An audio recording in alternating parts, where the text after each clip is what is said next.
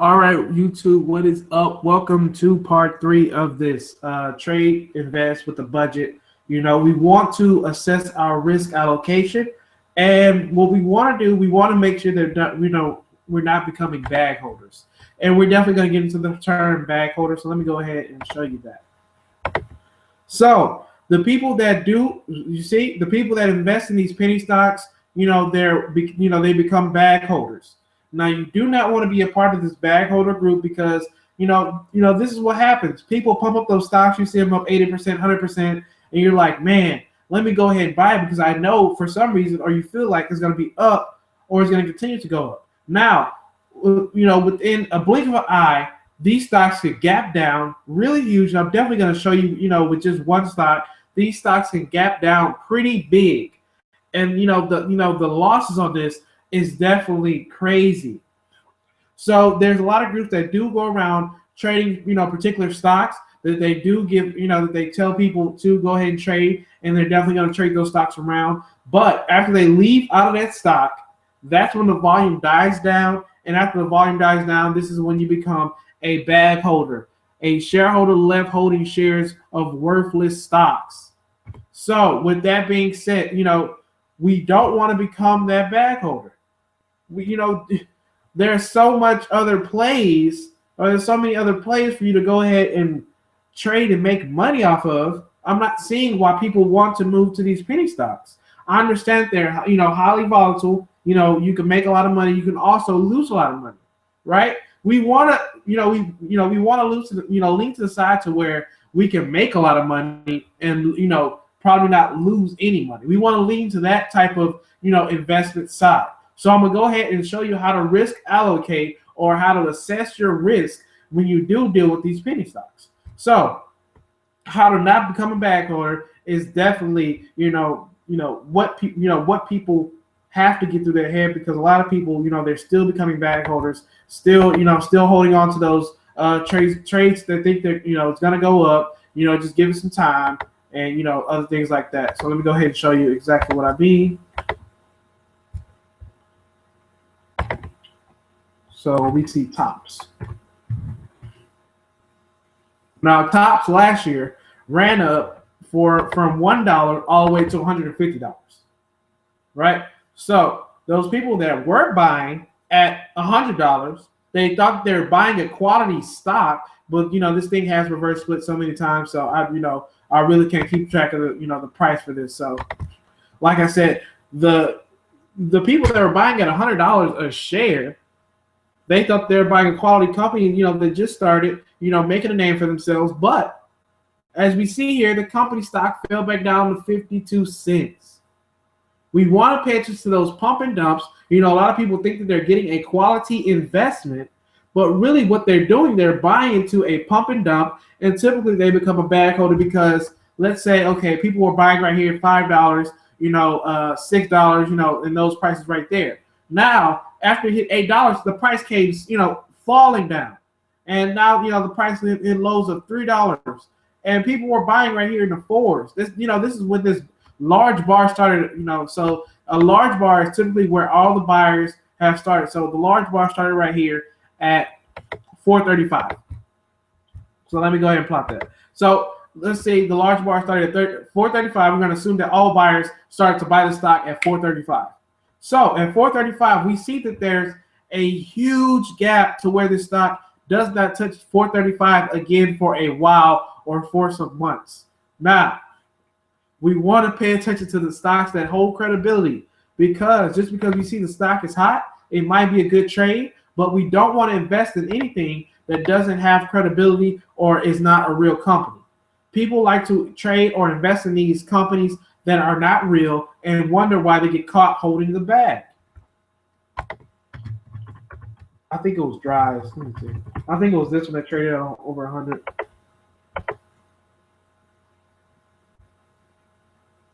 Yeah, I think it was this one. It traded over 100. So this is the one as well. People think they're getting good investments, but really what they're doing, they're buying into, becoming a bag holder.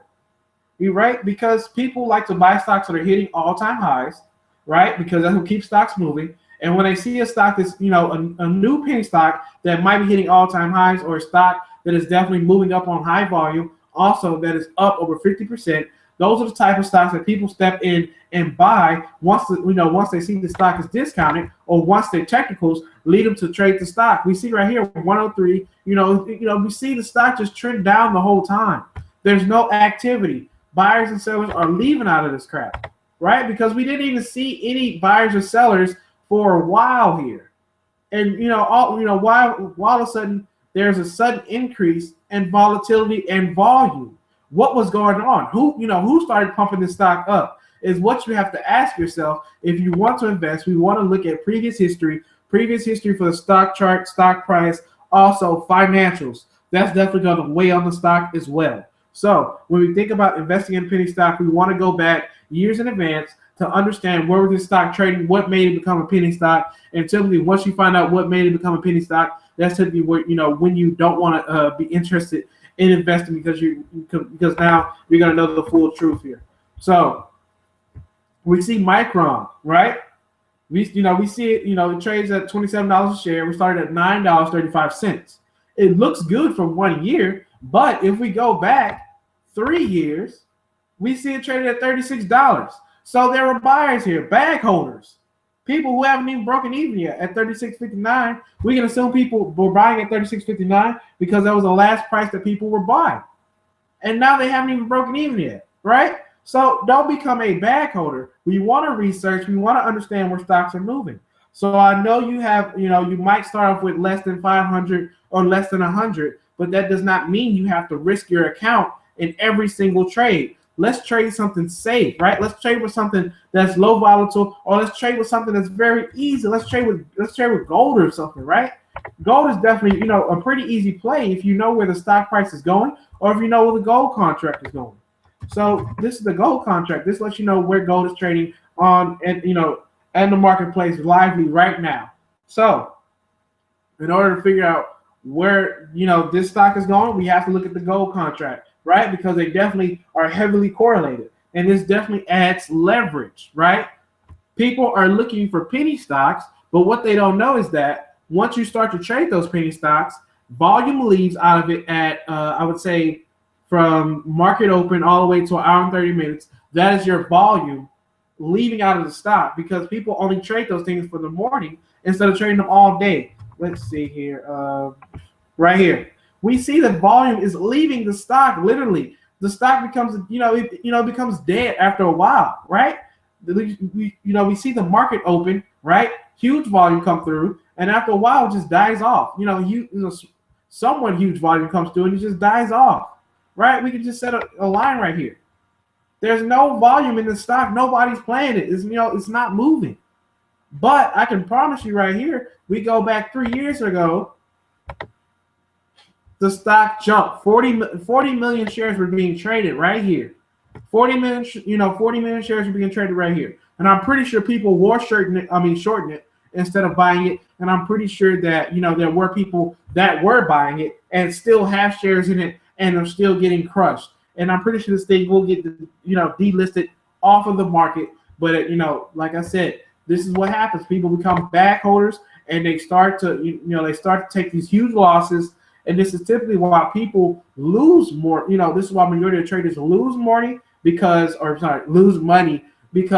they don't understand that when they see a stock that, stock that doesn't have credibility, that is running up, is that, you shouldn't touch it because you don't know where it's going. You don't know who's pumping that up. If a stock is moving up over 100% and there's no news, why is it moving like that? Who's moving it, right? There should be questions that should be asked when you see a stock that's moving up that has no news attached to it, right? We want to pay attention to every single thing. We do not want to become bag holders, because it definitely hurts your bottom line when you start to invest and trade. So when you want to touch penny stocks that are below $1, we want to check the volume first. We want to make sure that it has really good volume. And, one way to check really good volume, I prefer to have over 1 million shares being traded, throughout the day. If it does not have that, I'm definitely leaving out of stock, because the stock or the spread becomes too wide. So let's say, we're trading the stock right now. We're able to buy at 54 and we're able to sell at 50 cents. So we're taking a 4 cents loss, just from buying the stock and not being able to sell it for a gain. So that's something that you have to pay attention to as well. We want to watch the level twos because they show us exactly where we can sell the stock price at and where we can get in at.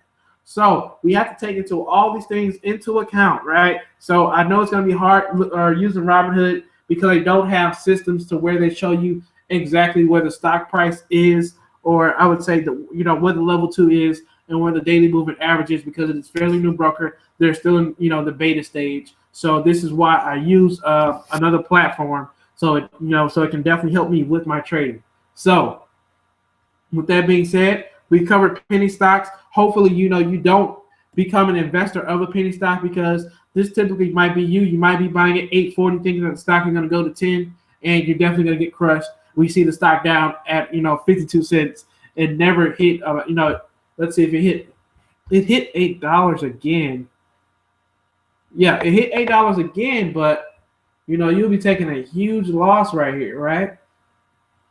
Once you see these losses, I'm pretty sure the psychological effect on you will probably be to sell once it got, right here in this range. Once you were seeing, you lost over 30% of your money, you would have probably gotten this range, but you didn't know that the stock was going to bounce on an oversold indicator. So that's typically what we want to pay attention to when we invest or trade in stocks. We want to typically watch out for the RSI, watch out for that volume, because volume is definitely key to knowing, or volume is key for that RSI and key for the chalk and oscillator to definitely point us a perfect picture to know, if the stock is going to bounce, or if it's something that, that we should go ahead, scratch off our list and look at something else. So that's all I have for you guys. Take care. Remember, if you're thinking about investing in penny stock, we don't want to do it. If you're thinking about trading a penny stock, we want to understand the technical analysis behind trading that penny stock, so that way we can become successful traders. So that's all I have for you guys. Take care.